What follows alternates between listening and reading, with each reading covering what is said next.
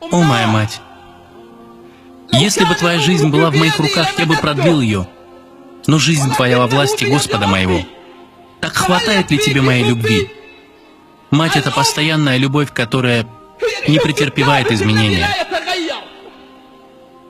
Все, кто вокруг тебя, подвержены изменениям, кроме твоей матери. Все, кто вокруг тебя, могут покинуть тебя, кроме твоей матери. Каждый из окружающих способен оставить тебя в беде, кроме твоей матери, которую никто не способен заменить в этой жизни, и которая была создана лишь раз, и не оспорит тебе это. Мать была создана лишь раз. Сколько она не спала ради твоего отдыха, и как она уставала ради того, чтобы ты поспал и набрался сил. Разве ты не помнишь? Разве ты не помнишь день, когда уснул без одеяла, а проснулся под ним? Разве ты не помнишь день, когда, проснувшись, ты нашел пищу возле себя? Кто же готовил ее тогда? Скажи мне, кто ее готовил?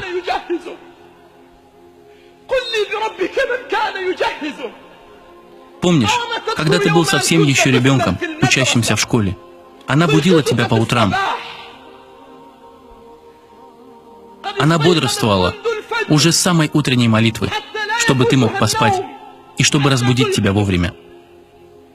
Затем она помогала тебе одеться. А после того, как ты выходил из дому, она не оставляла тебя, а оставалась стоять у двери, пока ты не дойдешь до конца улицы и не скроешься из виду. И она не знала сна, пока ты не пройдешь всю улицу. Разве ты забыл все это? Разве ты все это забыл? О, моя мать! Возьми часть моего здоровья и не болей. Возьми часть моего отдыха и не уставай. Возьми часть моих улыбок и не плачь.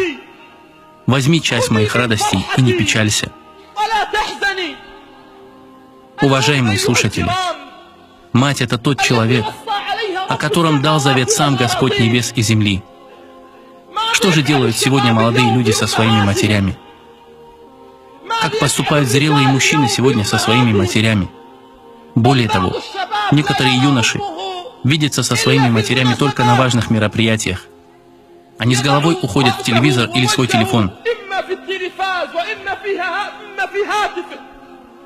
Клянусь Аллахом, некоторые из нас, если не большинство, видят экраны своего телефона чаще, чем мать. И он посещает страницу за страницей в интернете намного чаще, чем возвращается к воспоминаниям и улыбкам рядом со своей матерью. А некоторые смотрят на своих друзей и товарищей, коллег по работе, и улыбаются им. Но когда приходят домой, то лишь отвечают своим матерям на приветствие и больше с ними не разговаривают.